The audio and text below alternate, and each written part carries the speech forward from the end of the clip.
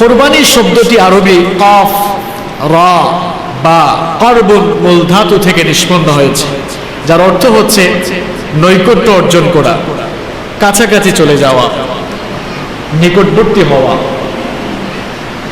ইসলামী শরীয়তের পরিভাষায় আল্লাহ পাকের সন্তুষ্টির উদ্দেশ্যে তার নৈকট্য হাসিলের জন্য যা জবাই করা হয় সেটি হচ্ছে কোরবানি।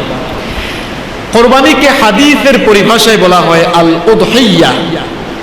আল উদহিয়া শব্দটি হচ্ছে এক বচন, বহু বচনে আল আদাহি। এর অর্থ হচ্ছে আল্লাহর সন্তুষ্টি লাভের উদ্দেশ্যে যা জবাই করা হয়। কুরবানি হচ্ছে এমন একটি গুরুত্বপূর্ণ ইবাদত যার মাধ্যমে বান্দা আল্লাহর তরে সবকিছু বিসর্জন দেওয়ার বাস্তব চেতনায় উজ্জীবিত হয়ে পড়ে। সম্মানিত মুসল্লিয়ান কেরাম, মানব সভ্যতার ইতিহাস যতটা প্রাচীন ততটা প্রাচীন হচ্ছে কোরবানির ইতিহাস।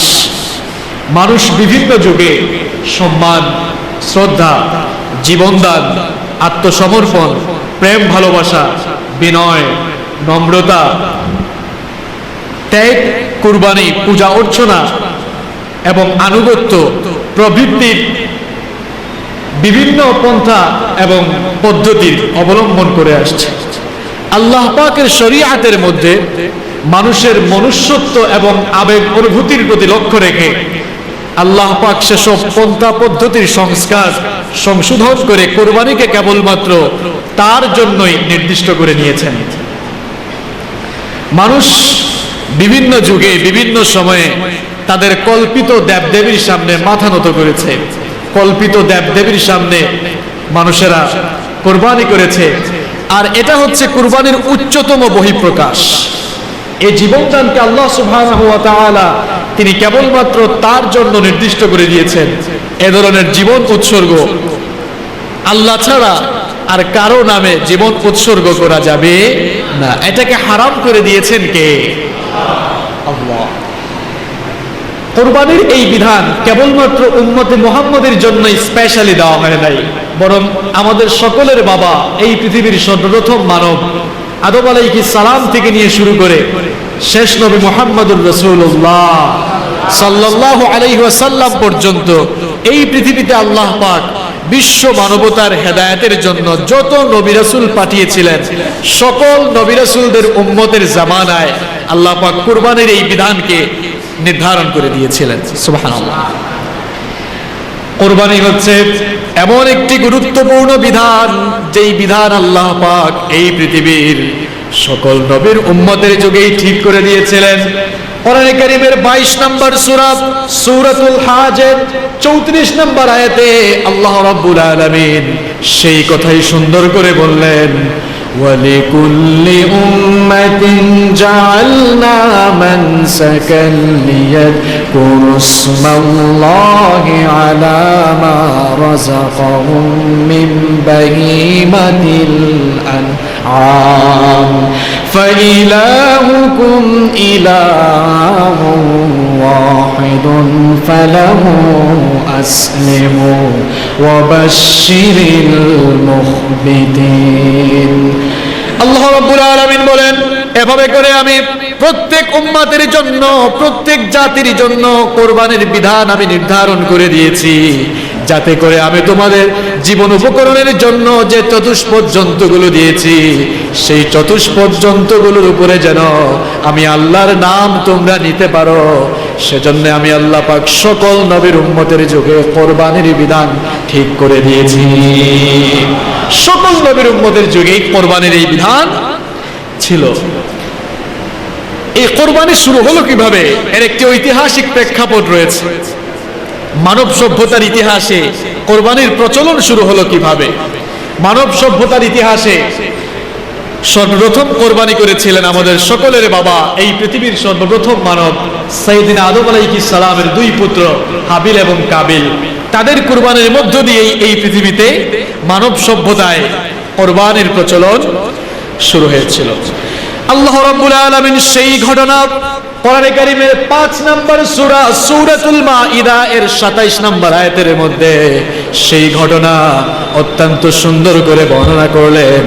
আল্লাহ পাক বলেন, ওয়াতলু আলাইহিম নাবা আবনাই আদম বিল হক إذ قربا قربانا فتقبل من أحدهما ولم يتقبل من الآخر قال لأقتلنك قال إنما يتقبل الله من المتقين। আল্লাহ রাব্বুল আলামিন আদম আলাইহিস সালামের দুই ছেলের কুরবানির কাহিনী সূরাতুল মাইদা এর 27 নম্বর আয়াতের মধ্যে সুন্দর করে বর্ণনা করলেন। আল্লাহ পাক বলেন, ও নবী, আপনি এদেরকে আদম আলাইহিস সালামের দুই ছেলের সেই ঘটনাটি শুনিয়ে দেন যখন তারা দুজনে মিলে কোরবানি করেছিল। আদম আলাইহিস সালামের দুই ছেলে যখন আল্লাহর জন্য কোরবানি করলো, তাদের একজনের কোরবানি আল্লাহ পাক কবুল করলেন, আরেকজনের কোরবানি কবুল হলো না। যার কোরবানি কবুল হলো না সে তখন তার ভাইকে বলল, আমার ভাই, আমি তোমাকে হত্যা করে ফেলবো। তখন তার ভাই জবাব দিয়েছিল, ওগো আমার ভাই শোনো, আল্লাহ পাক কেবলমাত্র মুত্তাকিদের কোরবানি কবুল করে থাকেন। এই ঘটনা আল্লাহ সুন্দর করে বর্ণনা করেছেন। আদম আলাইহিস সালাম হচ্ছেন এই পৃথিবীর সর্বপ্রথম মানব।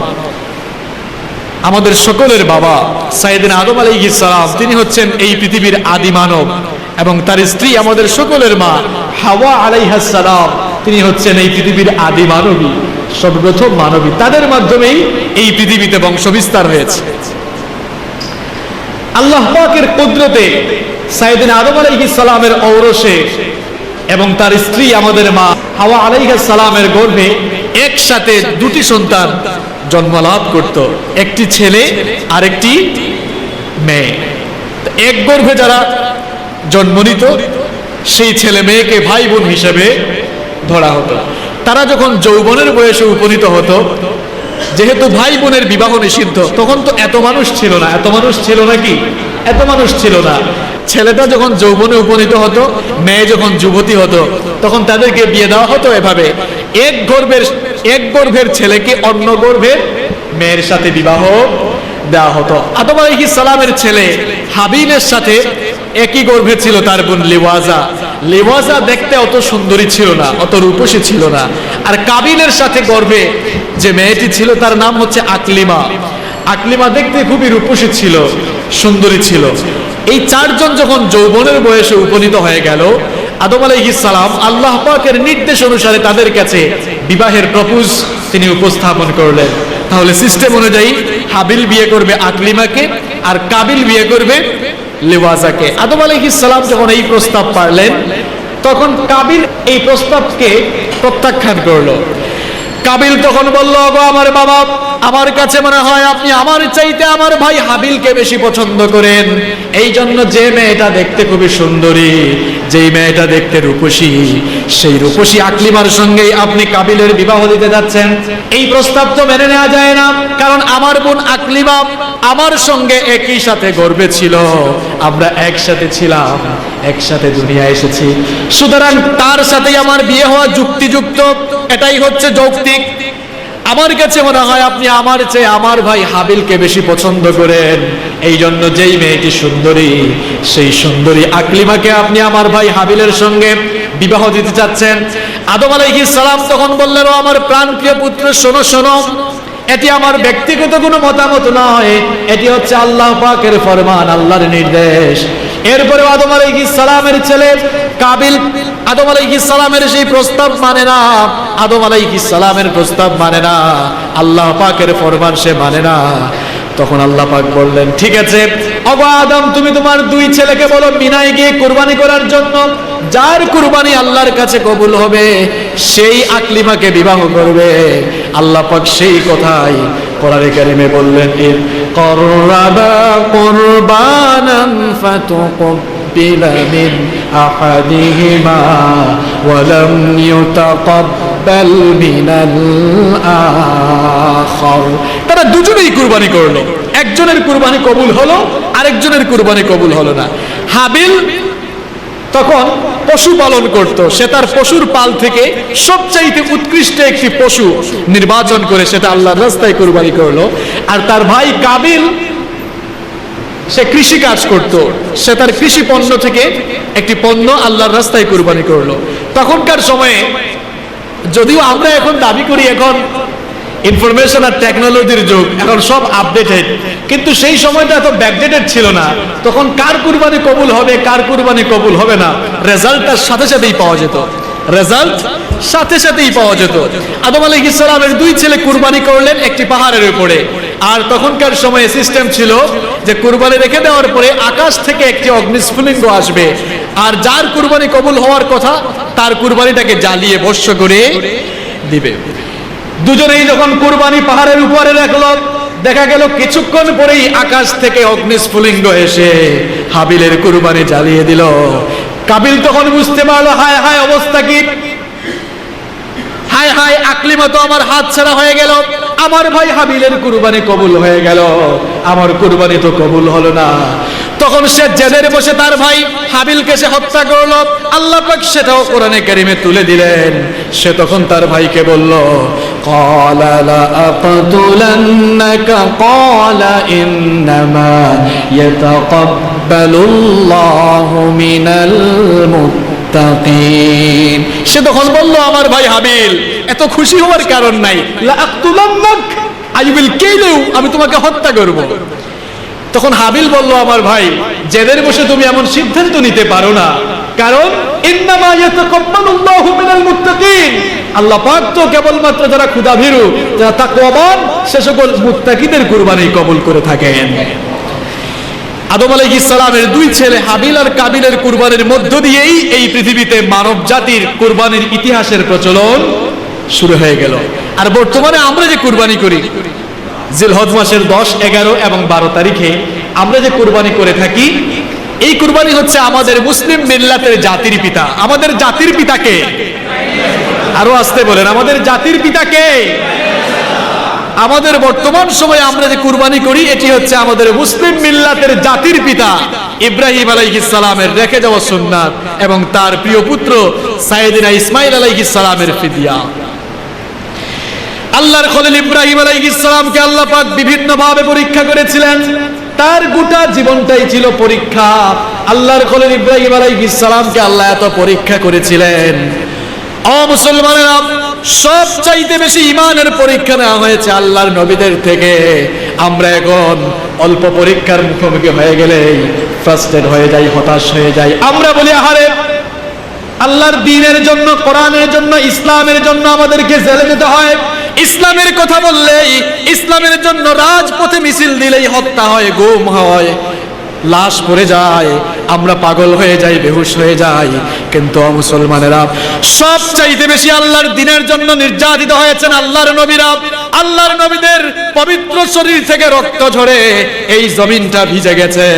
আল্লাহর নবীরা আল্লাহর দ্বীনের জন্য সবচাইতে বেশি অত্যাচারিত হয়েছেন। এজন্য বিশ্বনবীকে প্রশ্ন করা হয়েছিল, আইয়ুন নাসি আশাদ্দু বালাআন, ওগো আল্লাহর নবী, মানুষদের মধ্য থেকে সবচাইতে বেশি মুসিবতে পড়েছেন কারা? মানুষদের মধ্য থেকে সবচেয়ে বেশি ঈমানে পরীক্ষা দিয়েছেন কারা? বিশ্বনবী যখন বললেন, আশাদ্দুন নাসি বালাআন বালাউল আম্বিয়া সুম্মাল আমসালু ফাল আমসাল, মানুষদের মধ্য থেকে সবচেয়ে বেশি ঈমানি পরীক্ষা দিয়েছেন আল্লাহর নবীরা, কারণ আল্লাহর নবীরা ঈমানের দাওয়াত দিয়েছেন। এই জন্য আল্লাহর নবীরাই সবচেয়ে বেশি অত্যাচারিত হয়েছেন। আল্লাহর নবীরা দ্বীনের দাওয়াত দেওয়ার কারণে দ্বীন বিরোধীরা, আল্লাহর দ্বীন বিরোধীরা নবীদেরকে মেরেছে, নবীদের রক্তে এই জমিন সিক্ত হয়েছে। আল্লাহর নবীদেরকে স্বৈরাচাররা বছরের পর বছর জেলখানার মধ্যে বন্দী করেছে। আল্লাহর দ্বীনের দাওয়াত দেওয়ার কারণে অসংখ্য নবীদেরকে অন্যায়ভাবে শহীদ করা হয়েছে, অসংখ্য নবীদেরকে দুনিয়া থেকে বিদায় করা হয়েছে। ও মুসলমানেরা, নবীদের সেই পথ ধরে আজও যারা চলবে, নবীদের পথ ধরে আজও যারা নবীদের উত্তরসূরি হয়ে ঈমানের আন্দোলন করবে, আল্লাহর দ্বীনের আন্দোলন করবে, নবীদের মতো নবীদের উত্তরসূরিদেরকে ঈমানের পরীক্ষা দেয়া লাগবে। ঈমানের পরীক্ষা দিতে হবে। ঈমানের পরীক্ষা না দিয়ে বেহেশত আপনার মামু বাড়ি না, এত সহজে যাওয়া যাবে না। আল্লাহ পাক সূরা আনকাবুতের মধ্যে বললেন, হাসিবান নাসু আইয়ুতরাকু আইয়াকুলু আমান্না ওয়া হুম লা ইফতানুন। তোমরা কি মনে করেছো শুধু বলবা মুখ দিয়ে ঈমান এনেছি, এতটুকু কথা বললেই বেহেশতে চলে যাবা, এতটুকু কথা বললেই তোমাদেরকে ছেড়ে দেওয়া হবে? এটাকে মনে করেছো নাকি? ওয়া হুম লা ইফতানুন, ফিতনায় পড়তে হবে না, পরীক্ষার মুখোমুখি হওয়া লাগবে না, এমনটাকে মনে করেছো নাকি? না না, এত সহজ নয়। বেহেশত যাওয়া এতটা সহজ নয়। ঈমানের পরীক্ষা দিয়েই বেহেশতের মধ্যে যাওয়া লাগবে। পরীক্ষা না দিয়ে কি ভালো কিছু অর্জন করা যায়? কথা বলেন, পরীক্ষা না দিয়ে ভালো কিছু অর্জন করা যায়? পরীক্ষা দিয়েই তো ভালো কিছু অর্জন করতে হয়। এজন্য বেহেশত জীবনের সবচাইতে বড় সফলতা হচ্ছে জান্নাত লাভ করা। এই জান্নাত কি আমরা এমনি এমনি পেয়ে যাব? এমনি এমনি তো পাওয়া যাবে না। আল্লাহ পাক বলেন, ওয়ালাকাদ ফাতান্নাল্লাযীনা মিন ক্বাবলিহিম ফালায়া'লামান্নাল্লাহুল্লাযীনা সাদাকু ওয়া লায়া'লামান্নাল কাযিবিন। অবশ্যই পরীক্ষা দেওয়া লাগবে, কারণ তোমাদের পূর্ববর্তীরা ঈমানের পরীক্ষা দিয়েছেন, সেই ঈমানের পরীক্ষা তোমাদেরকেও দেয়া লাগবে। নবীদের পথ ধরে যারা চলবে তারা ঈমানের পরীক্ষার মুখোমুখি হলে ফ্রাস্ট্রেট হয়ে যাবে না, জালিমের সামনে তারা মাথা নত করবে না।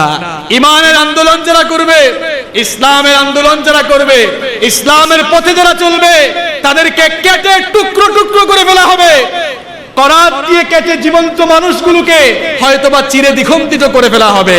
রিমান্ডের নামে নির্যাতন করে হয়তোবা দুচুক উপড়ে ফেলা হবে, হাত পায়ের নখ তুলে ফেলা হবে, হয়তোবা গুম করে জীবনটাকেও শেষ করে ফেলা হবে। এরপরেও ঈমানদাররা বাতিলের সামনে মাথা নত করবে না, কারণ ঈমানদাররা ভয় করে একজনকে। তিনি কে? আমরা ভয় করি একজনকে, তিনি হচ্ছেন সাইয়েদনা ইব্রাহিম আলাইহিস সালামকে আল্লাহ পাক বিভিন্ন ভাবে পরীক্ষা করেছিলেন।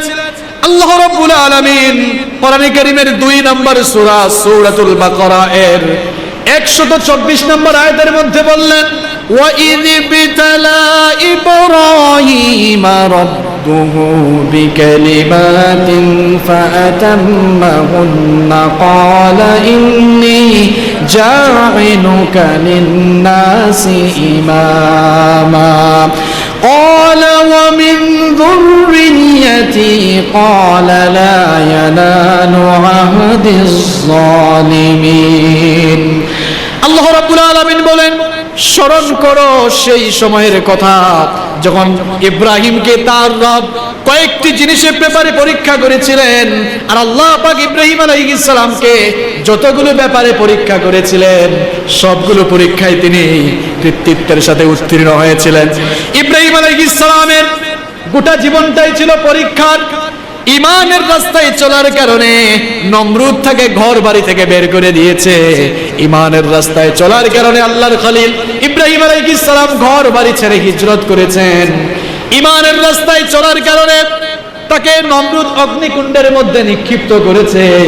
ঈমানের রাস্তায় চলার কারণে আল্লাহ তাকে এত পরীক্ষা করেছেন। ঈমানের পরীক্ষা তিনি এত বেশি দিয়েছেন, 86 বছর পর্যন্ত তিনি নিঃসন্তান ছিলেন, তার কোনো সন্তান নাই। আবার যখন তিনি সন্তান পেলেন, সেই সন্তানকেও কুরবানির অর্ডার আল্লাহ পাক দিয়েছিলেন। সেই পরীক্ষায় তিনি পাশ করেছিলেন। ইব্রাহিম আলাইহিস সালামকে আল্লাহ পাক যতগুলো পরীক্ষা করেছিলেন, সবগুলো পরীক্ষায় তিনি কৃতিত্বের সঙ্গে উত্তীর্ণ হয়েছিলেন। আর সবগুলো পরীক্ষায় তিনি পাশ করার কারণে আল্লাহ পাক তাকে এত বেশি মর্যাদা দিলেন। আল্লাহ পাক বলেন, আমি আমার খলিল ইব্রাহিমকে এত বেশি মর্যাদা দিলাম, ইন্নী জাইলুকা লিন-নাসি ইমামা। আমার খলিল ইব্রাহিম সবগুলো পরীক্ষায় পাশ করার কারণে আমি আমার ইব্রাহিমকে গোটা মানব জাতির নেতা বানায়া দিলাম। গোটা মানব জাতির নেতা সৈয়দ আমি আমার খলিল ইব্রাহিমকে বানিয়ে দিলাম। এমন মর্যাদা দিলাম তাকে, আমি মুসলিম মিল্লাতের জাতির পিতা বানালাম। মিল্লাত আবিকুম ইব্রাহিম হুয়া সাম্মাকুমুল মুসলিমিন। জাতির পিতা বানালেন, আর সেই জাতির পিতারও সার্টিফিকেট আছে না নাই? সার্টিফিকেট বিহীন জাতির পিতা আছে না নাই? আল্লাহ পাক সার্টিফিকেট যুক্ত জাতির পিতা বানালেন। কোরআনে কারীমের 22 নম্বর সূরা সূরাতুল হজ্জের 78 নম্বর আয়াত আল্লাহ সার্টিফিকেট দিয়ে জাতির পিতা বলালেন, মিল্লাতে আবিকুম ইব্রাহিম, ইব্রাহিম হচ্ছে তোমাদের জাতির পিতা, ওয়া সাম্মাকুমুল মুসলিমিন, আর তিনি তোমাদের নাম মুসলমান রেখেছেন। আল্লাহু আকবার। ইমানের সবগুলো পরীক্ষায় তিনি উত্তীর্ণ হয়েছেন, এই জন্য তিনি এত বেশি মর্যাদা ও লাভ করেছেন। তখন তিনি আল্লাহর কাছে বললেন, ক্বালা ওয়া মিন যুররিয়্যাতি, ওগো আল্লাহ তাহলে আমার বংশধরদের মধ্য থেকেও তুমি নেতা বানাও। আল্লাহ পাক তখন বললেন, লা ইয়ানালু আহদিজ জালিমিন, জালেমদের ব্যাপারে আমার এই অঙ্গীকার নয়, তবে যারা সৎকর্মবান, তবে যারা সৎকর্মশীল পুণ্যবান তাদেরকে অবশ্যই আমি নেতা বানাবো। আর ইব্রাহিম আলাইহিস সালামের সেই দোয়াও আল্লাহ কবুল করেছিলেন। তার বংশধরদের থেকে আল্লাহ পাক সর্বশেষ নবী মুহাম্মদুর রাসূলুল্লাহ সাল্লাল্লাহু আলাইহি ওয়াসাল্লামকে আল্লাহ বিশ্ব নেতা বানালেন। এজন্য হাদিস শরীফের মধ্যে সেটা বিশ্বনবী বলতেন, আনা দাওয়াতু ইব্রাহিম ওয়া বুশরা ঈসা, আমি হচ্ছে আমাদের বাবা, আমি হচ্ছে আমার বাবা, আমাদের জাতির পিতা ইব্রাহিম আলাইহিস সালামের দোয়ার ফসল। সুবহানাল্লাহ। আমি আমার জাতির পিতা ইব্রাহিম আলাইহিস সালামের দোয়ার ফসল। ইব্রাহিম আলাইহিস সালাম তার গোটা জীবনটাই পরীক্ষার ছিল। 86 বছর পর্যন্ত তিনি নিঃসন্তান ছিলেন, তার কোনো সন্তান নাই। আল্লাহর খলিল ইব্রাহিম আলাইহিস সালাম আল্লাহর কাছে একটা সন্তান চাইলেন, আল্লাহর কাছে তিনি ফরিয়াদ করলেন, আর তার সেই দোয়া আল্লাহর কাছে এত পছন্দ হয়েছে, তার সেই ফরিয়াদ আল্লাহর কাছে এত ভালো লেগেছে, কিয়ামত পর্যন্ত নিঃসন্তান পুরুষ আর মহিলারা, নিঃসন্তান মা বাবারা, তারাও যেন সন্তানের দরকার হলে এই দোয়া করে করে আল্লাহর কাছে সন্তান চায়। সেজন্য আল্লাহ পাক তার এই দোয়াকে কোরআনে কারিমে কোট করে দিলেন। পবিত্র কোরআনে কারিমের 37 নম্বর সূরা, সূরা আস-সাফফাতের 100 নম্বর আয়াতের মধ্যে আল্লাহ পাক তার দোয়াকে উঠিয়ে দিলেন। ইব্রাহিম আলাইহিস সালাম দোয়া করলেন, রব্বি হাবলি মিনাস সালিহিন, ওগো আল্লাহ আমাকে একটি নেককার সন্তান, আমাকে একটি সৎকর্মশীল সন্তান দান করো। কত চমৎকার দোয়া! তিনি আল্লাহর কাছে দোয়া করলেন, ওগো আল্লাহ আমাকে একটি নেককার সন্তান দান করো। আল্লাহ পাক বলেন, আমার খলিল ইব্রাহিম যখন আমার কাছে সন্তানের জন্য ফরিয়াদ করলো, আমার কাছে সে যখন সন্তান চাইলো, আমি আমার খলিল ইব্রাহিমের দোয়াকে কবুল করলাম।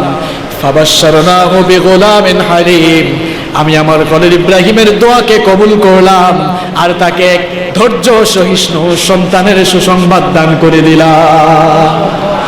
ও মুসলমানেরা, এজন্য সন্তান যদি না হয়, আপনার সন্তান হয় না বিয়ে করার পরেও, সন্তান যদি না হয় তাহলে সন্তান চাইবেন কার কাছে? কিন্তু আজ বড় দুঃখ করে বলতে হয়, আমাদের দেশের কিছু কপাল পোড়া মুসলমানরা সন্তান যখন হয় না, তারা দেখা যায় মসজিদের ইমাম সাহেব আর মুয়াজ্জিন সাহেবের পেছনে লাইন ধরে, হুজুর আপনি আমার একটা তাবিজ বানায় দেন, আমার বউয়ের তো বাচ্চা হয় না। কি আজব অবস্থা! আপনার বউয়ের বাচ্চা হয় না, এখন ইমাম সাহেব কি তাবিজ লিখে জোর করে আপনার বউয়ের বাচ্চা হয় দিবে নাকি? বলেন, সন্তান হয় না, সন্তান চাইতে হবে কার কাছে? আবার কিছু কপাল পুরা বেয়াকুব, সন্তান হয় না, চলে যায় বিভিন্ন মাজারে, মাজারে গিয়ে সুতা টানিয়ে দেয়, অথবা মাজারে গিয়ে চায়, মাজারে গিয়ে চায়, মাজারে চাওয়ার মাধ্যমে শিরিক করে নিজের ঈমান আকীদাকে ধ্বংস করে দেয়।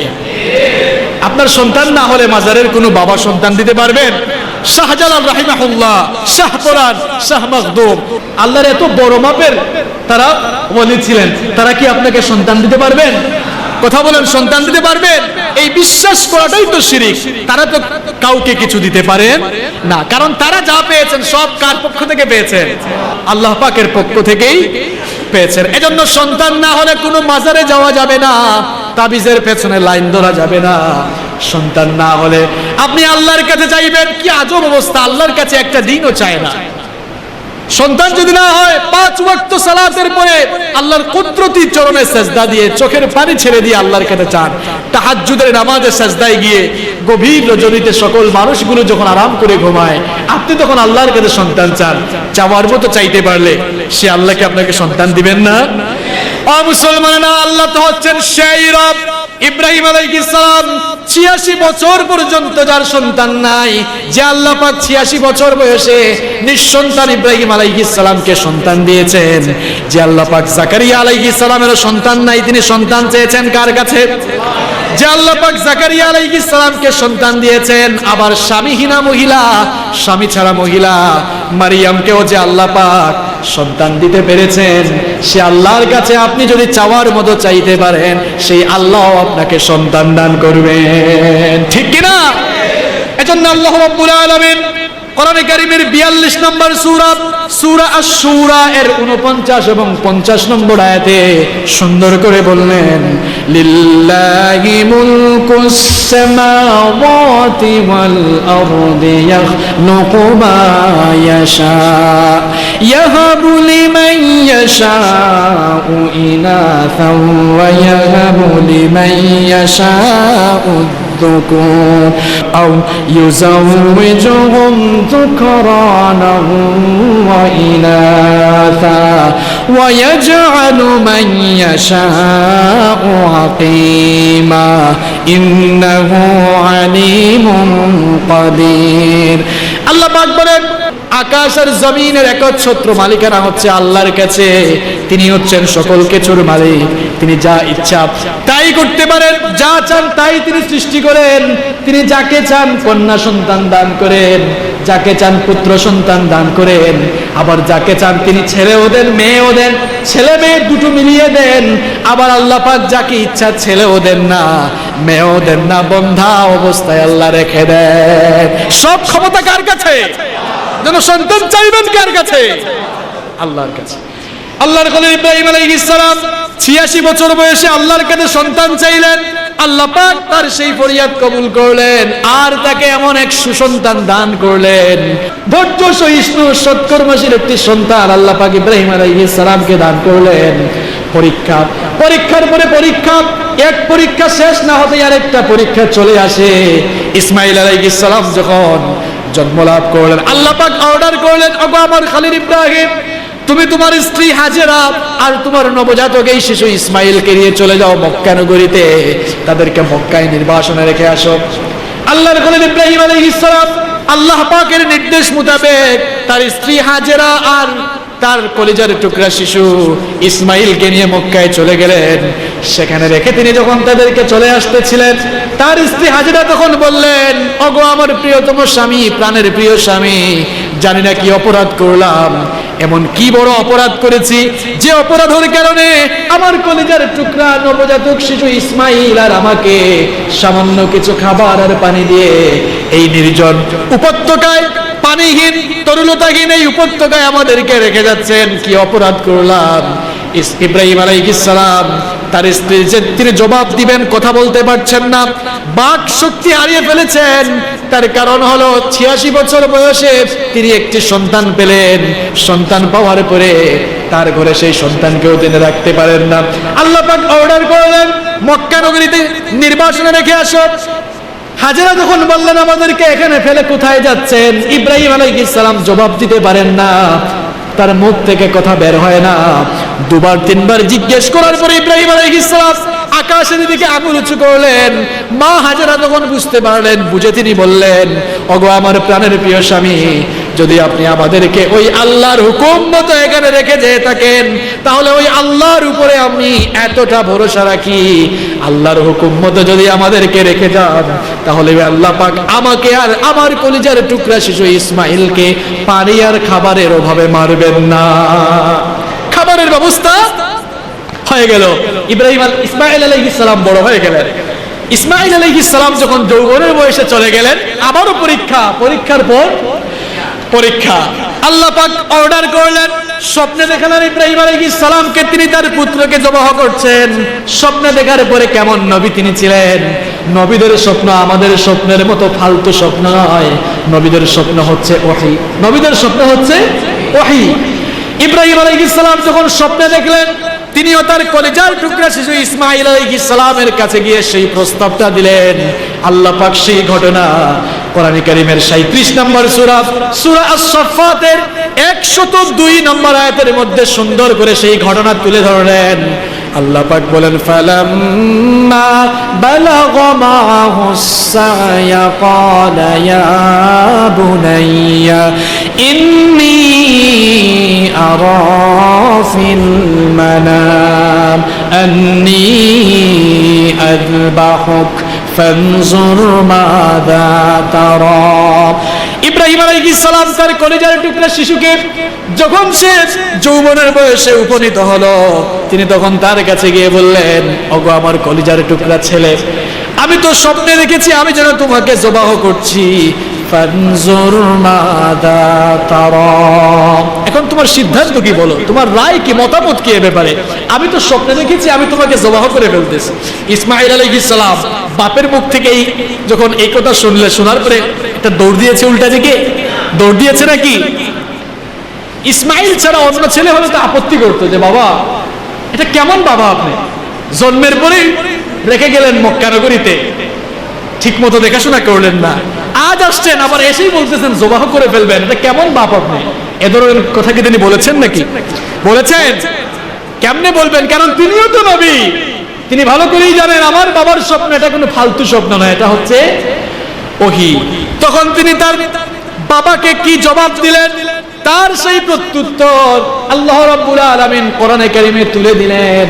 তিনি তখন জবাব দিলেন, ক্বালা ইয়া আবাতি ইফআল মা তু'মারু সাতাজিদুনি ইনশাআল্লাহু মিনাস সাবিরিন।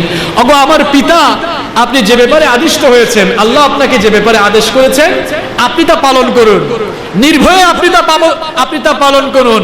নিঃসন্দেহে আপনি আপনার কলিজার টুকরা ইসমাইলকে ধৈর্য ধারণকারীদের অন্তর্ভুক্তকারী পেয়ে যাবেন।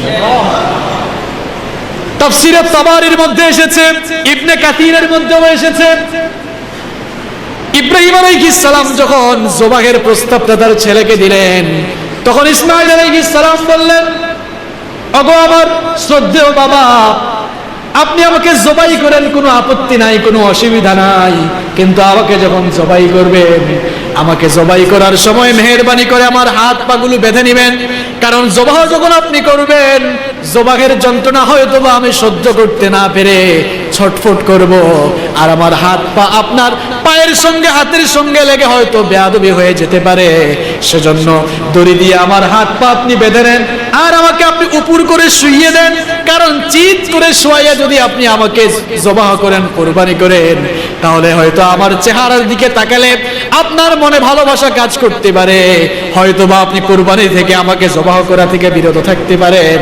এজন্য আমাকে জবাহ করার সময় আপনি উপর করে শুইয়ে দেন, আর জবাহ করার পরে আমার এই রক্ত মাখা জামাটা আমার মা হাজেরাকে নিয়ে দিবেন, কারণ আমি চলে যাওয়ার পরে, আমাকে জবাহ করার পরে এই পৃথিবীতে মা বলে ডাকার মতো আমার মায়ের কোনো আর ছেলে অবশিষ্ট থাকবে না।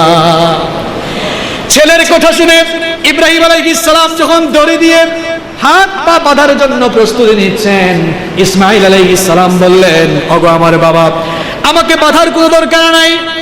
ইব্রাহিম আলাইহিস সালাম তখন বললেন, ঘটনা কি, একবার আমাকে বাঁধতে বলো, আবার আমাকে না বাঁধার জন্য বলো, তোমার মতলবটা কি? তখন ইসমাঈল আলাইহিস সালাম বললেন, আব্বা জান আমাকে বাঁধবেন না এজন্যই, কারণ মনে মনে আমি চিন্তা করলাম হাত পা দড়ি দিয়ে বেঁধে যদি আপনি আমাকে জবাই করেন, তাহলে কিয়ামতের ময়দানে হাজার হাজার কোটি কোটি মানুষ যখন উপস্থিত হবে, হয়তোবা আল্লাহ পাক এই প্রশ্ন করতে পারেন, আল্লাহর হুকুমে রাজি ছিল না, এই জন্য বাপ তাকে দড়ি দিয়া বেঁধে জবাই করেছে। আল্লাহু আকবার। যেমন বাবা তেমন ছেলে। ইব্রাহিম আলাইহিস সালাম খুশি হয়ে গেলেন এমন ছেলে দেখে। এরপরে ইব্রাহিম আলাইহিস সালাম তার ছেলে ইসমাঈল আলাইহিস সালামকে যখন উপর করে শুইয়ে দিবেন, ঘটনাটা কি ঘটলো আল্লাহ পাক সেটাও কোরআনে কারীমে সূরা আস-সাফফাতের 103 থেকে 111 নম্বর আয়াতে সেই ঘটনা সুন্দর করে বর্ণনা করলেন। فَلَمَّا أَسْلَمَا وَتَلَّهُ لِلْجَبِينِ وَنَادَيْنَاهُ أَن يَا إِبْرَاهِيمُ قَدْ صَدَّقْتَ الرُّؤْيَا إِنَّا كَذَلِكَ نَجْزِي الْمُحْسِنِينَ। আল্লাহ পাক বলেন, আমার খলিল ইব্রাহিম যখন আমার নির্দেশকে পালন করার জন্য তার ছেলেকে উপর করে শুইয়ে দিয়ে যখন ছুরি চালাতে যাবে, তখন আমি ডাক দিলাম, ওয়ানাদাইনাহু আইয়া ইব্রাহিম, তখন আমি আমার ইব্রাহিমকে ডাক দিয়ে বললাম, ক্বাদ সাদ্দাকতার রুইয়া, ওগো আমার খালিল ইব্রাহিম, তুমি যা স্বপ্ন দেখেছো আমাকে খুশি করার জন্য তুমি তো তা পালন করে ফেলতেছো, তুমি তা পালন করে ফেলতেছো। ইন্না কাযালিকা নাজজিল মুহসিনিন, মুহসিনিন বান্দাদেরকে, সৎকর্মশীলদেরকে আমি আল্লাহ প্রতিদান দিয়ে থাকি। ইন্না হাযা লাহুয়াল বালাউল মুবিন, নিঃসন্দেহে এটা তোমার জন্য বড় একটা পরীক্ষা ছিল, আর এই পরীক্ষায় তুমি পাস করে ফেলেছো, পরীক্ষায় পাস করে ফেলেছো, আমার পরীক্ষায় তুমি পাস করে ফেলেছো, স্বপ্নকে তুমি বাস্তবে রূপায়িত করেছো, তোমার পুত্রকে জবাই করার দরকার নাই। ওয়াফাদাইনাহু বিযিবহিন আযীম, বরং তোমার পুত্রের পরিবর্তে আমি আল্লাহ পাক বেহেশত থেকে বড় একটা পশু ফিদিয়া হিসেবে পাঠিয়ে দিলাম। সুবহানাল্লাহ। وتركنا عليه في الآخرين سلام على إبراهيم كذلك نجزي المحسنين إنه من عبادنا المؤمنين। আল্লাহ পাক বললেন, আমি তার পরিবর্তে একটা বেহেশত থেকে বড় পশু পাঠিয়ে দিলাম ফিদিয়া হিসেবে। আর ওয়াতারাকনা আলাইহি ফিল আখিরিন, আর তোমার পরবর্তীকালের মানুষদের জন্য কিয়ামত পর্যন্ত এটাকে দৃষ্টান্ত হিসেবে রেখে দিলাম, এটাকে দৃষ্টান্ত হিসেবে রেখে দিলাম। আর এভাবেই আমি সৎকর্মশীলদেরকে প্রতিদান দিয়ে থাকি। আমরা এখন যে কুরবানিটা করে থাকি সেটা হচ্ছে আমাদের মুসলিম মিল্লাতের জাতির পিতা ইব্রাহিম আলাইহিস সালামের সেই রেখে যাওয়া সুন্নাত, আর তার প্রিয় পুত্র ইসমাঈল আলাইহিস সালামের ফিদিয়া হিসেবে। কুরবানি হচ্ছে আল্লাহ পাকের নির্দেশ পালনের এক অন্যতম নমুনা এবং রাসূল করিম সাল্লাল্লাহু আলাইহি ওয়াসাল্লামের আদর্শের পুঙ্খানুপুঙ্খ অনুসরণ। আল্লাহ রাব্বুল আলামিন সূরাতুল কাউসারের মধ্যে বললেন, ইন্না আ'তাইনাকাল কাউসার ফাসাল্লি লিরাব্বিকা ওয়ানহার, নিশ্চয়ই নিঃসন্দেহে আমি আপনাকে কাউসার দান করেছি। ফাসাল্লি লিরাব্বিকা ওয়ানহার, অতঃপর আপনি আপনার রবের উদ্দেশ্যে সালাত আদায় করুন এবং কোরবানি করুন। এই কোরবানি এটা যেন তেন ভাবেই কোরবানি করলে হবে না, বরং তাকওয়া ভিত্তিক কোরবানি কবুলযোগ্য, তাকওয়া ভিত্তিক কোরবানি হচ্ছে কবুলযোগ্য। আমরা যে কোরবানি করি, এই কোরবানির রক্ত মাংস কোনোটাই আল্লাহর কাছে পৌঁছায় না। কোনোটা কি পৌঁছায়? কোনোটাই পৌঁছায় না। আল্লাহ আমাদের অন্তরের পরিশুদ্ধতাকে যাচাই বাছাই করেন, আমাদের অন্তরের পরিশুদ্ধতা, আমাদের একাগ্রতা, আমাদের ক্ষুধাভীতি, আমাদের তাকওয়ার মান আল্লাহ পাক যাচাই করে থাকেন এই কোরবানির মাধ্যমে। জাহেলি যুগে মানুষরা কুরবানি করত, জাহেলি যুগের কাফেররা তাদের কল্পিত দেবদেবীর সামনে কুরবানি করে সেই কুরবানিকে তারা বেদিমূলে অর্ঘ্য দিত। আবার অনেকেই কুরবানির গোশতটাকে কাবা শরীফের সামনে রাখতো, আর কুরবানির রক্তটা কাবা ঘরের দেয়ালের মধ্যে সুন্দর করে লেপন করে দিত, যেন অবস্থাটা এমন যে আল্লাহ তুমি তো বলেছো কুরবানি করার জন্য, তো ঠিক আছে কুরবানি করলাম, তোমার রক্ত মাংস তুমি নিয়ে যাও, তোমার ঘরের সামনে গোশত রেখে দিলাম, আর কুরবানির পশুর রক্ত তোমার ঘরের মধ্যে লেপন করে দিলাম। আল্লাহ রাব্বুল আলামিন তাদের এই মূর্খতার পর্দা ছিন্ন করে দিয়ে আয়াত নাযিল করলেন। কোরআনে কারীমের 22 নম্বর সূরা সূরাতুল হাজের 37 নম্বর আয়াতের মধ্যে আল্লাহ পাক তাদের সেই মূর্খতার পর্দাকে ছিন্ন করে দিয়ে জানিয়ে দিলেন, লা ইয়ানালাল্লাহা লুহুমুহা ওয়ালা দিমাউহা ওয়ালাকিন ইয়ানালুহু তাকওয়া মিনকুম কাযালিকা সাখখারাহা লাকুম লিতুকাব্বিরুল্লাহা আলা মা হাদাকুম ওয়া বাশশিরিল মুহসিনিন। আল্লাহ পাক জানিয়ে দিলেন, তোমরা কুরবানি হিসাবে যে সকল জন্তুগুলোকে জবাই করে থাকো, সেই কুরবানির রক্ত মাংস কোনোটাই আল্লাহর কাছে পৌঁছায় না, বরং আল্লাহ পাক তোমাদের তাকওয়ার লেভেলটা দেখে থাকেন, তোমাদের অন্তরের পরিশুদ্ধতা আল্লাহ যাচাই করে থাকেন। আল্লাহ মুখেরটা নেন না, আল্লাহ নেন কোনটা? অন্তরেরটা। আল্লাহ নেন কোনটা? অন্তরেরটা। কোনো মানুষ যখন মারা যায়, এটা আমাদের দেশে খুব বেশি দেখবেন, কোনো মানুষ যখন মারা যায় লাশকে সামনে রেখে বলে, ভাইয়েরা আমার মানুষটা কেমন ছিল? সবাই হাত তুলে বলে খুব ভালো মানুষ ছিল। মাঝখান থেকে একজন মনে বলে হে যে কি জাতের খারাপ ছিল, এটা তো আমি ছাড়া আর কেউ জানে না। এখন এটা বলার পরে যে বলছে সে তো খুশি হয়ে গেল, বাহ সবাই সাক্ষ্য দিয়ে দিয়েছে লোকটা খুব ভালো ছিল। এত খুশি হওয়ার কারণ নাই, আল্লাহ মানুষের মুখেরটা নেন না, নেন কোনটা? হাদিসের মধ্যে এসেছে বিশ্বনবী বলেছেন ইন্নাল্লাহা লা ইয়ানজুরু ইলা সুওয়ারিকুম ওয়ালা ইলা আলওয়ানিকুম ওয়ালাকিন ইয়ানজুরু ইলা কুলুবিকুম ওয়া আমালিকুম। আল্লাহ তোমাদের বাহ্যিক রং, তোমাদের সুরত দেখেন না, কে কত সুন্দর, তোমাদের মধ্যে কে কত লম্বা, কে কত ভালো ফিটনেসের অধিকারী, আল্লাহ এগুলো দেখেন না, আল্লাহ মানুষের অন্তরটা দেখে থাকেন। আল্লাহ কি দেখে থাকেন? অন্তরটা। আল্লাহর কাছে সম্মানিত মানুষ কারা? ইন্না আকরামাকুম ইনদাল্লাহি আতকাকুম। আমরা এই সোসাইটিতে কেউ হয়তো হায়ার ক্লাসের, কেউ লোয়ার ক্লাসের, কিন্তু আল্লাহর কাছে সবচাইতে হায়ার ক্লাসের মানুষ কারা, সম্মানিত মানুষ কারা? আল্লাহ বলছেন তোমরা প্রেসিডেন্ট, প্রধানমন্ত্রী, এমপি, মন্ত্রী, কুলিওয়ালা, ঠেলাওয়ালা, রিক্সাওয়ালা, সমাজের যে শ্রেণীর মানুষই হও না কেন, দুনিয়াবি জাগতিক শ্রেণী বৈষম্যের আলোকে আল্লাহর কাছে মানুষের মান মর্যাদা নির্ণীত হয় না, বরং আল্লাহর কাছে মানুষের মান মর্যাদা নির্ণীত হয় তাকওয়ার মানদণ্ডের আলোকে। আল্লাহর কাছে সেই সবচাইতে বেশি সেরা যে তাকওয়ার দিক দিয়ে সেরা। সুবহানাল্লাহ। এজন্য তাকওয়া ভিত্তিক কুরবানি হচ্ছে কবুলযোগ্য। কুরবানি হচ্ছে একটি অন্যতম গুরুত্বপূর্ণ ইবাদত। ইসলামী দৃষ্টিকোণে রয়েছে এর উচ্চতম ফজিলত এবং মর্যাদা। আহমদ এবং ইবনে মাজাহ হাদিসটি বর্ণিত হয়েছে عن زيد بن أرقم قال قال أصحاب رسول الله صلى الله عليه وسلم يا رسول الله صلى الله عليه وسلم ما هذه الأضاحي। হযরত যায়েদ ইবনে আরকাম রাদিয়াল্লাহু আনহু হাদিসটি বর্ণনা করেছেন। তিনি বললেন আল্লাহ রাসূলের সাহাবীরা একবার বিশ্বনবীকে জিজ্ঞেস করলেন, ওগো আল্লাহর নবী, কুরবানি কি?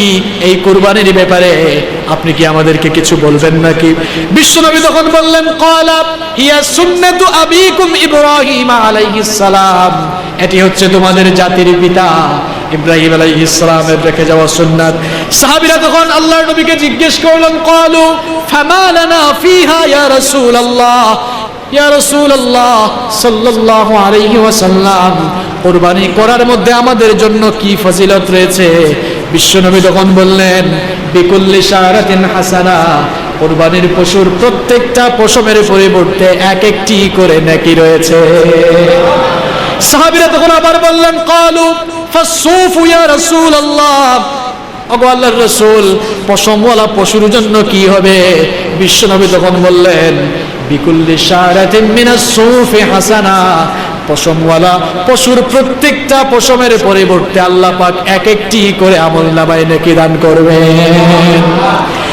আবার তিরমিজি শরীফের বর্ণনায়, ইবনে মাজাহের বর্ণনায় হাদিস এসেছে উম্মুল মুমিনিন আয়েশা রাদিয়াল্লাহু আনহা হাদিসটি বর্ণনা করেছেন।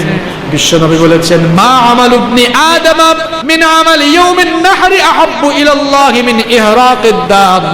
উম্মুল মুমিনিন আয়েশা রাদিয়াল্লাহু আনহা হাদিসটি বর্ণনা করেছেন। বিশ্বনবী বলেছেন কুরবানির দিনে, ঈদুল আজহার দিনে কুরবানির পশুর জন্তু থেকে রক্ত প্রবাহিত করা ছাড়া অন্য কোন আমল আল্লাহর কাছে অতটা প্রিয় নয়। ওয়া আন্নাহু লা ইয়াতি ইয়াউমাল কিয়ামাতি বিকুরুনিহা ওয়া আশআরিহা ওয়া আজলাফিহা। কুরবানির পশুর শিং, কুরবানির পশুর পশম আর কুরবানির পশুর পায়ের খুর কিয়ামতের দিন কুরবানি দাতার মিজানের পাল্লায় এনে হাজির করা হবে। মিজানের পাল্লায় এনে হাজির করা হবে। ওয়া আন্নাদ দামা লা ইয়াকউ মিনাল্লাহি বিমাকারিন ক্বাবলা আন ইয়াকা বিল আরদি ফাতিবু বিহা নাফসা। কুরবানির জন্তুকে যখন জবাই করা হয়, যদি কেউ তাকওয়ার ভিত্তিতে অন্তরের পরিশুদ্ধতা সহকারে কেউ যদি আল্লাহকে খুশি করার জন্য কুরবানি করে, তাহলে ওই কুরবানির জন্তু জবাই করার সময় কুরবানির জন্তুর রক্ত, কুরবানির পশুর রক্ত মাটিতে পড়ার আগেই আল্লাহ তার কুরবানি কবুল করে নেন। আবার অপর হাদিসে এসেছে বিশ্বনবী বলেছেন কুরবানির পশুর রক্ত মাটিতে পড়ার আগেই যে ব্যক্তি ইখলাস সহকারে খুলুসিয়াতের সাথে কুরবানি করে, তার কোরবানির পশুর রক্ত মাটিতে পড়ার আগে আল্লাহ রাব্বুল আলামিন কোরবানি দাতার জীবনের সকল গুনাহগুলোকে মাফ করে দেন। আবার অপর হাদিসে এসেছে বিশ্বনবী বলেছেন, মান দাহা তাইয়িবাতান বিহা নাফসুহু মুহতাসিবান লিউদহিয়াতিহি কানাত লাহু হিজাবান মিনান নার। বিশ্বনবী বলেছেন, যেই ব্যক্তি আল্লাহর কাছ থেকে প্রতিফল লাভের আশায়, আল্লাহর কাছ থেকে পুরস্কার লাভের আশায় সে যদি কুরবানি করে, তাহলে তার ওই কুরবানি কিয়ামতের দিন জাহান্নাম থেকে বাঁচার জন্য, তার ওই কুরবানি জাহান্নামের আগুন থেকে বাঁচার জন্য আত্মরক্ষার প্রাচীর হয়ে যাবে। সুবহানাল্লাহ। সম্মানিত মুসল্লিয়ানে কেরাম, এতক্ষণ আপনাদের সামনে কুরবানির ঐতিহাসিক প্রেক্ষাপট এবং ফজিলতের ব্যাপারে কোরআন হাদিসের আলোকে কুরবানির ঐতিহাসিক প্রেক্ষাপট এবং ফজিলত তুলে ধরেছি। এই পর্যায়ে কুরবানি সংক্রান্ত গুরুত্বপূর্ণ কিছু মাসআলা আপনাদের সমীপে আমি নিবেদন করতে চাই, কারণ অনেকেই অনেক প্রশ্ন করে থাকেন। প্রথমত হচ্ছে কুরবানির হুকুম কি, ইসলামী শরিয়ার দৃষ্টিকোণে কুরবানির হুকুম কি, এটা কি ফরজ, ওয়াজিব, সুন্নাত নাকি মুস্তাহাব? কুরবানির হুকুম হচ্ছে এটি ওয়াজিব। সামর্থ্যবান মুসলমানদের জন্য কুরবানি করা হচ্ছে ওয়াজিব।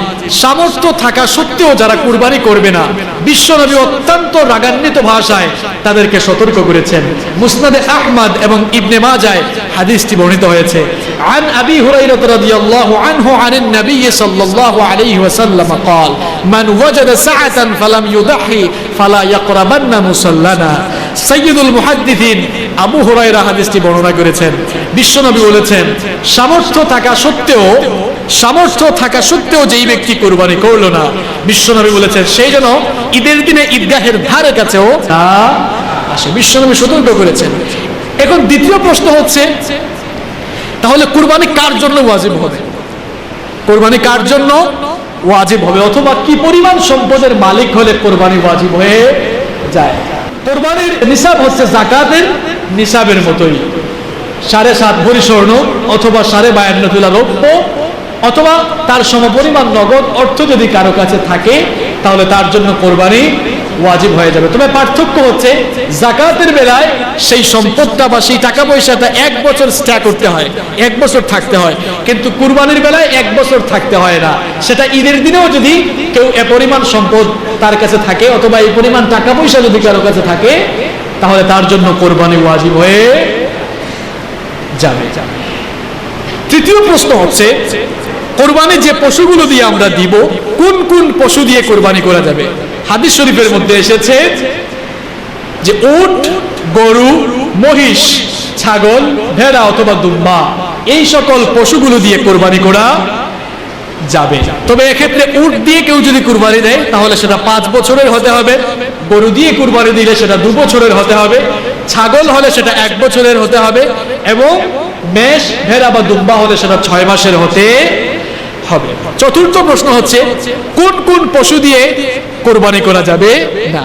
বিশ্বনবী বলেছেন সাধারণত 4 ধরনের পশুকে কুরবানি করা যাবে না। প্রথমত হচ্ছে আল আরজাউল বাইয়িনু যালউহা, এমন পশু যেই পশু ল্যাংড়া, খোঁড়া, হাঁটতে পারে না, হেঁটে হেঁটে জবাহের জায়গা পর্যন্ত যেতে পারে না। দ্বিতীয়ত হচ্ছে আল আউরাউল বাইয়িনু আউরুহা, অন্ধ, চোখে দেখে না, এমন পশু দিয়ে কুরবানি করা যাবে না। 3 নম্বর হচ্ছে আল মারিদাতুল বাইয়িনু মারদুহা, রোগাক্রান্ত, রুগ্ন, এরকম পশু দিয়ে কুরবানি করা যাবে না। 4 নম্বর হচ্ছে আল আজফাউল্লাতী লা তানকি, আল আজফাউল্লাতী লা তানকি, এমন পশু শক্তিহীন, দুর্বল, যার হাড়ের মজ্জা পর্যন্ত শুকিয়ে গেছে, এমন পশু দিয়ে কুরবানি করা যাবে না। তাহলে এই 4 ধরনের পশু দিয়ে কুরবানি করার ব্যাপারে বিশ্বনবী সাবধান করেছেন, সতর্ক করেছেন, এগুলো দিয়ে কুরবানি করা যাবে।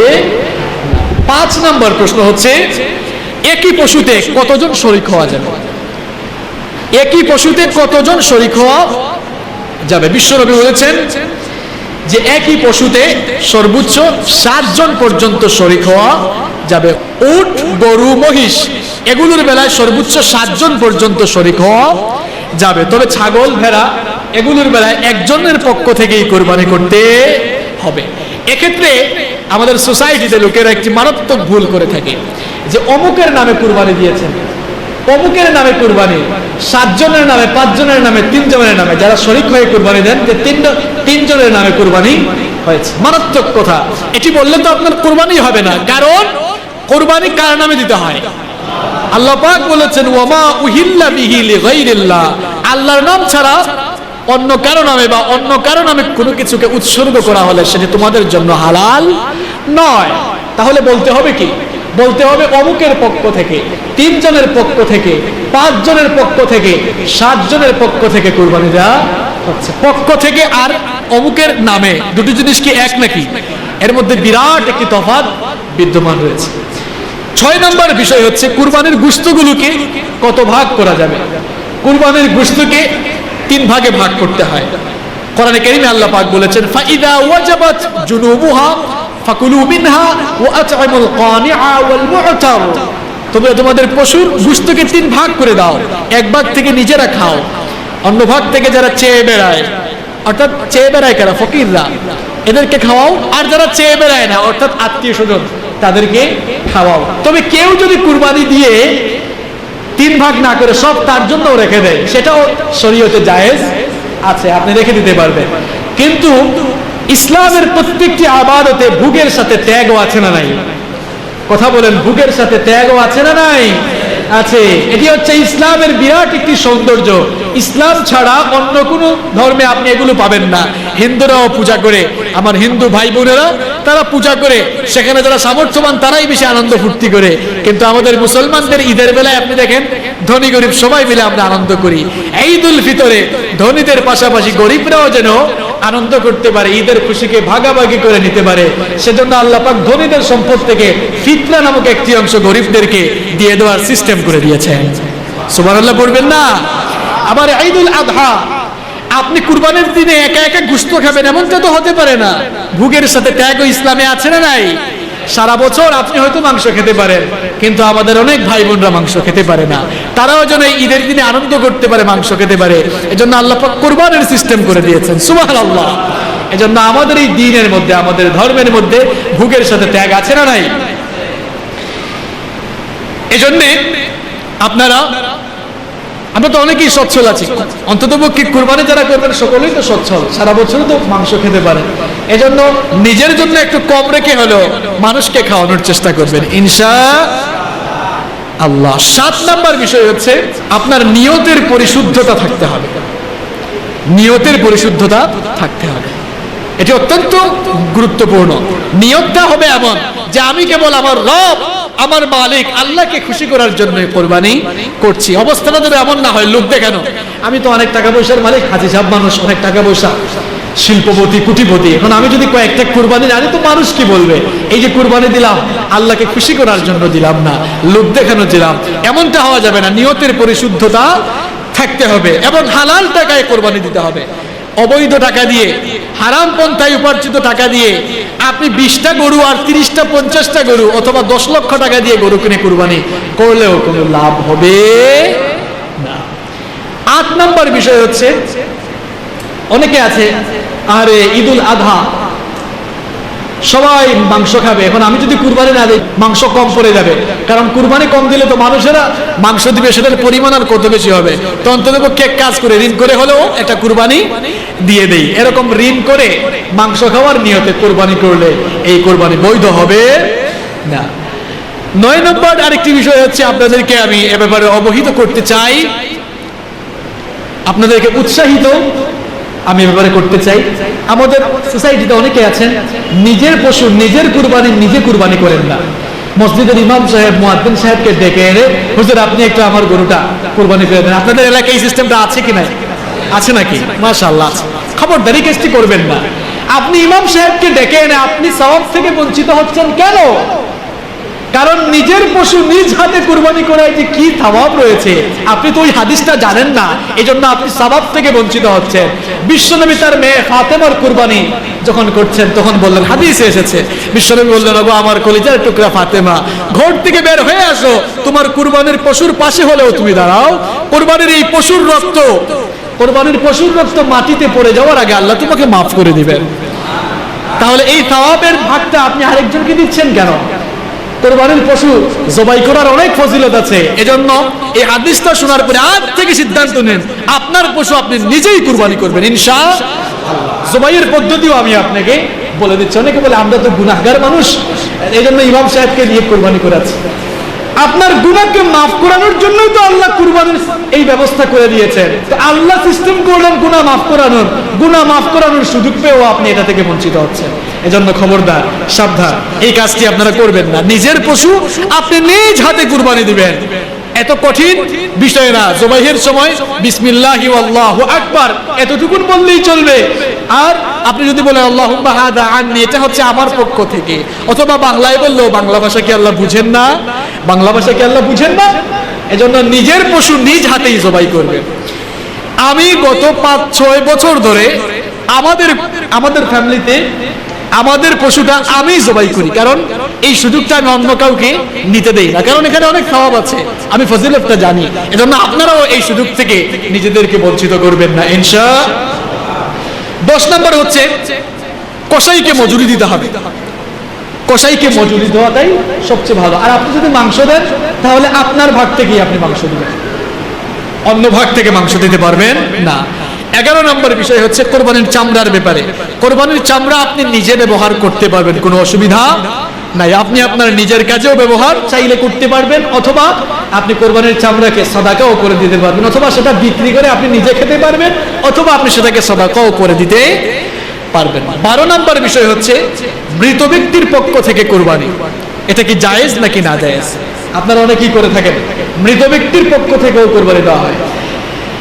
এটির সাধারণত দুটি অবস্থা রয়েছে। একটি হচ্ছে কোনো মানুষ যদি মারা যাওয়ার আগে যদি ওসিয়ত করে যায় যে আমি মারা যাওয়ার পরে আমার পক্ষ থেকে তোমরা কুরবানি করবে, ওসিয়ত যদি থাকে তাহলে সেটা অবশ্যই করতে হবে। আরেকটা বিষয় হচ্ছে আপনি সন্তান হিসাবে আপনি যদি আপনার বাবা মার জন্য, অথবা আপনার দাদা দাদি নানা নানি, অথবা তার আগের পুরুষদের জন্য আপনি যদি কুরবানি করে থাকেন, তাদের সওয়াবের জন্য করে থাকেন, তাহলে ইসলামী শরীয়তে সেটি জায়েজ আছে, তাতে কোনো অসুবিধা নাই। 13 নম্বর বিষয় হচ্ছে কুরবানি এবং আকিকা আমরা অনেকে একসাথে করে থাকি। এটা কি জায়েজ নাকি না জায়েজ? কুরবানি এবং আকিকা দুটো বিষয় কি? কুরবানি হচ্ছে সামর্থ্যবানদের উপরে ওয়াজিব। কুরবানি হচ্ছে সামর্থ্যবানদের উপরে ওয়াজিব, এবং কুরবানি বছরে একবারই আদায় করতে হয়। পক্ষান্তরে আকিকা হচ্ছে নবজাতক শিশু জন্মগ্রহণের পরে তার জন্মের 7 দিনের মাথায়, অথবা 14 দিন, অথবা 21 দিনের মাথায় তার সুন্দর একটি নাম রাখা, মাথার চুলগুলো ফেলে দেওয়া, অর্থাৎ মাথা মুন্ডানো, এবং তার জন্য পশু জবাই করা, অর্থাৎ আকিকা দেওয়া হচ্ছে সুন্নাত। এক্ষেত্রে ছেলেদের জন্য 2টি ছাগল বা বকরি, আর মেয়েদের জন্য 1টি ছাগল বা বকরি। এখন কোরবানি এবং আকিকা দুটো ভিন্ন বিষয় হলেও কিছু কিছু স্কলাররা এটাকে জায়েজ বলে ফতোয়া দিয়েছেন। আবার অনেকে বলছেন না, এটা জায়েজ না, বরং কোরবানি এবং আকিকা দুটোকে ভিন্নভাবে পালন করা উচিত। আমি যেটা মনে করি সামর্থ্যবানদের জন্য, সামর্থ্যবান যারা, আপনারা দয়া করে কুরবানি এবং আকিকা আলাদা আলাদাই করবেন। কারণ কুরবানি এবং আকিকা একসাথে দিয়ে গরিবের হক আপনি মেরে খাচ্ছেন, গরিবকে আপনি ধোঁকা দিচ্ছেন। এটা করবেন না। আপনার তো সামর্থ্য আছে, সামর্থ্য থাকলে আপনি একসাথে আদায় করবেন না, দুটোকে আলাদা আলাদা করেন। দুটোকে আলাদা আলাদা করাই হচ্ছে সবচাইতে উত্তম। এবার সর্বশেষ আমি যে কথাটি বলতে চাই সেটি হচ্ছে কোরবানির শিক্ষাটা কি। এই কোরবানিকে আমরা বর্তমান সময়ে একটি উৎসব বা সামাজিক উৎসব হিসাবেই আমরা গ্রহণ করেছি। এজন্য আমরা কোরবানির মূল শিক্ষা থেকে আজ অনেকটা দূরে। কোরবানির শিক্ষা আমাদের সমাজে আজ উপেক্ষিত। আমাদের মধ্যে আজকে প্রতিযোগিতা হয় যে অমুক সাহেব কত টাকা দিয়ে গরু কিনেছেন, অমুক সাহেব কত লক্ষ টাকা দিয়ে গরু কিনেছেন, অথবা অমুকের পশুতে কত কেজি মাংস হলো, অমুকের পশুতে কত কেজি মাংস হলো। এরকম একটা প্রতিযোগিতা শুরু হয়েছে, যার জন্য কোরবানির মূল স্পিরিট, মূল শিক্ষা থেকে আজ আমরা বঞ্চিত হয়ে গিয়েছি। আর এটাকে আমরা এক প্রকারের আভিজাত্য বা ট্রেন্ড হিসাবেও গ্রহণ করেছি, যেটা চিটাগাংয়ে আবার একটু বেশি। আপনারা রাগ করতেছেন না তো? কুরবানির পশু কেনার পরে কুরবানির পশু দিয়ে লড়াই করারই হয়, যেই জিতবে বলা হয় এটাই সবচেয়ে বেশি শক্তিশালী এবং এটাই কুরবানির জন্য সবচেয়ে বেশি যোগ্য। আবার চিটাগাংয়ের কিছু কিছু জায়গায় এমন আছে কুরবানির পশু কেনার পরে কুরবানির পশু কেনার পরে গলায় মালা টালা দিয়া এলাকাকে ঘোরায়, এরকম আছে না নাই? এরকম করা যাবে না, এখন কমে গেছে না? তারপরে মেয়ে বিয়ে দেওয়ার পরে মেয়ের শ্বশুর বাড়িতেও কুরবানির গরু পাঠাতে হয়। গরু পাঠাতে না পারলে অন্তত পক্ষে একটি রানও পাঠাতে হয়। মনে হচ্ছে যেন এমন যিনি মেয়ের বাবা তিনি মেয়ে জন্ম দিয়ে বড় ভুল করেছে। আজ ছেলে মেয়ের বৈষম্য আমরা আমাদের সমাজে যদি দেখতে পাচ্ছি, এই বৈষম্য ইসলাম করে নাই, এই বৈষম্য আপনারা করেছেন। এই বৈষম্য ইসলাম করে নাই, বরং ইসলাম ছেলের চাইতে পুরুষের চাইতে নারীর অধিকার অনেক গুণ বাড়িয়ে দিয়েছে। আমাদের দেশের নারীরা নারী অধিকার আদায়ের আন্দোলন করে, তথাকথিত নারীবাদী আন্দোলন আছে না নাই? এই বোকা নারীরা এরা যদি কোরআন হাদিস খুলতো, আর কোরআন হাদিস খুলে তারা যদি ইসলাম তাদেরকে যে অধিকার দিয়েছে, যে রাইট দিয়েছে, তারা যদি সেগুলো জানতো, তাহলে তথাকথিত নারী নেত্রীদের পেছনে ছুটে তারা এইসব ফালতু আন্দোলন করতো না, বরং তারা গভর্নমেন্টের বিরুদ্ধে, সরকারের বিরুদ্ধে আন্দোলন করত। ইসলাম আমাদেরকে যে অধিকার দিয়েছে সে অধিকার ফিরিয়ে দাও।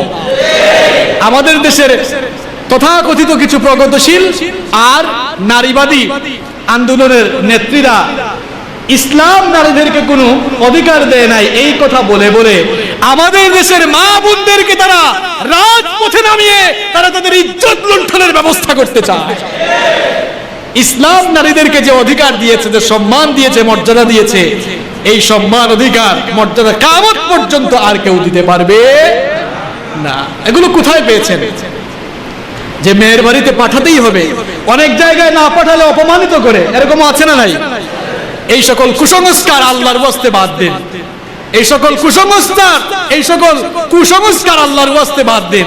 তারপরে বিয়ের সময় আরেক অবস্থা, ছেলেটার বয়স 30-35 বছর হয়ে যায়। সেদিন পরিচিত এক ভাইকে জিজ্ঞেস করলাম, ভাই বয়স তো 35-এর উপরে চলে গেছে, বিয়ে করছেন না কেন? বলতেছে ভাই বিয়ে করার এবিলিটি এখনো আসে নাই। বললাম কি বলেন অবস্থা, চুলদারি তো বেঁকে গেছে, কখন বিয়ে করবেন?